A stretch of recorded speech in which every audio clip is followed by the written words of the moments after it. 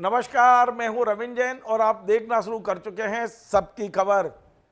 Madhya Pradesh EOW यानी आर्थिक अपराध अन्वेषण ब्यूरो ने मध्य प्रदेश भारतीय जनता पार्टी के दिग्गज नेता पूर्व मंत्री कमल पटेल के परिवार पर शिकंजा कस दिया है और बाकायदा नोटिस जारी करके कमल पटेल के बेटे संदीप पटेल को बयान के लिए ईओडब्ल्यू बुलाया गया है। ये पूरा मामला क्या है मैं विस्तार से बता दूं, लेकिन संदीप पटेल पर भ्रष्टाचार के आरोप लगे हैं। इसके अलावा हरदा जो कृषि मंडी है उसके सचिव अशोक ठाकुर को भी पूरे दस्तावेजों के साथ ईओडब्ल्यू बुलाया गया है। बाकायदा एक शिकायत हुई थी और शिकायत दर्ज कर ली गई है और अब इस पर जांच शुरू हो चुकी है। पूरा मामला क्या है मैं विस्तार से बताता हूं। दरअसल मध्य प्रदेश कांग्रेस में अनुसूचित जाति मोर्चा के जो अध्यक्ष हैं प्रदीप अहिरवार, उन्होंने एक शिकायत ईओडब्ल्यू में की है और शिकायत में उन्होंने जो दस्तावेज लगाए हैं वो बहुत चौंकाने वाले हैं।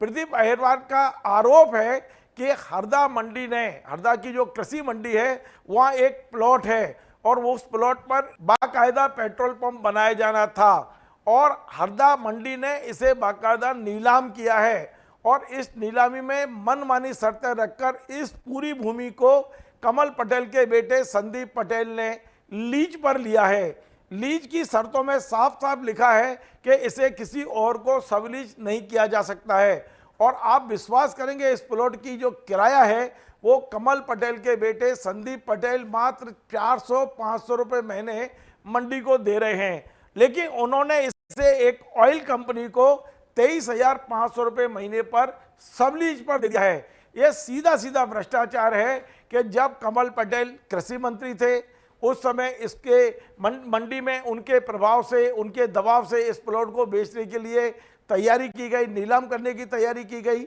शर्तें ऐसी रखी गई कि मंत्री जी के बेटे के अलावा कोई दूसरा ना ले ले।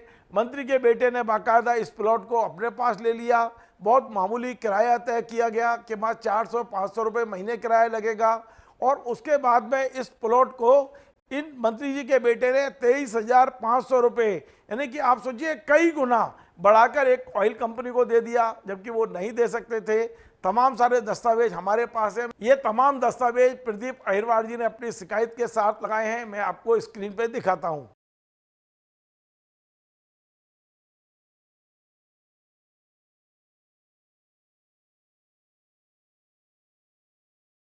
तो आपने देखा, अब हमें यह सूचना मिली है कि ईओडब्ल्यू ने इन दस्तावेजों के आधार पर अपने भोपाल जो इकाई है वहाँ शिकायत क्रमांक 151/2025 यानी 2025 दर्ज कर ली है।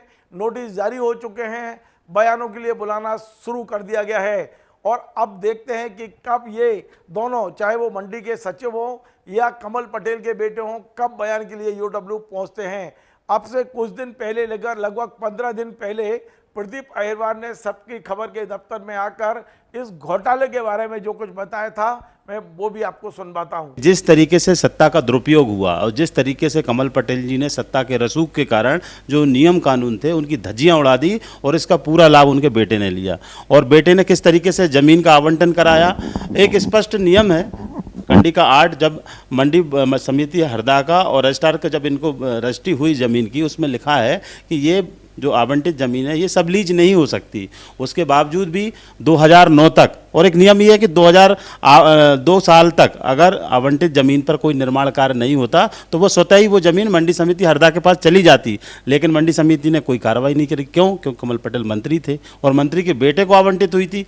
तो ये घटनाक्रम चलता है 2009 तक। 2009 पर संदीप पटेल पर एक आपराधिक मामला दर्ज होता है और संदीप पटेल ये जानते थे कि पेट्रोल पंप मेरे लिए एनओसी नहीं देगा, तो उन्होंने एक बाईपास रास्ता निकाला। अपने पिताजी के सत्ता के रसूख का इस्तेमाल करते हुए HPCL जो दुनिया की प्रतिष्ठित कंपनी, भारत की सबसे बड़ी कंपनी में उसका नाम शुमार है, उन्होंने सत्ता का दुरुपयोग करके, और HPCL भी इसमें शामिल है।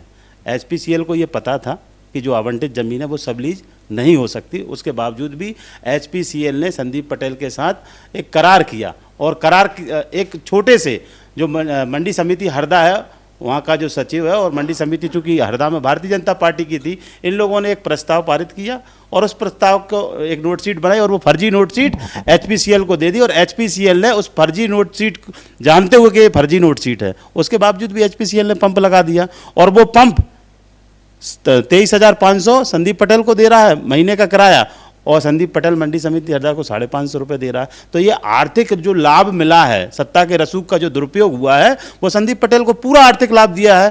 तो ये मामला एक भ्रष्टाचार का मामला है। तो आपने देखा प्रदीप अहिरवार ने बाकायदा इस पूरे घपले के बारे में सबकी खबर को पहले ही सचेत किया था, लेकिन अब चूंकि ईओडब्ल्यू ने बाकायदा शिकायत दर्ज कर ली है, कमल पटेल के परिवार पर शिकंजा कस चुका है, उनके बेटे को बुलाया जा रहा है और हो सकता है बयान के बाद बाकायदा एफआईआर दर्ज हो और इसमें चूंकि उनके बेटे को ये कहा गया था कि वे सबलीज नहीं कर सकते हैं, नियमों की धज्जियां उड़ाई गई हैं, भ्रष्टाचार साफ साफ दिखाई दे रहा है। देखते हैं कि ईओडब्ल्यू इस मामले में आगे क्या कार्रवाई करता है। आपको हमारा ये कार्यक्रम पसंद आए, आप इसे शेयर करें, लाइक करें, कमेंट करें। आपसे बार बार निवेदन है हमारे इस चैनल को सब्सक्राइब अवश्य करें। धन्यवाद।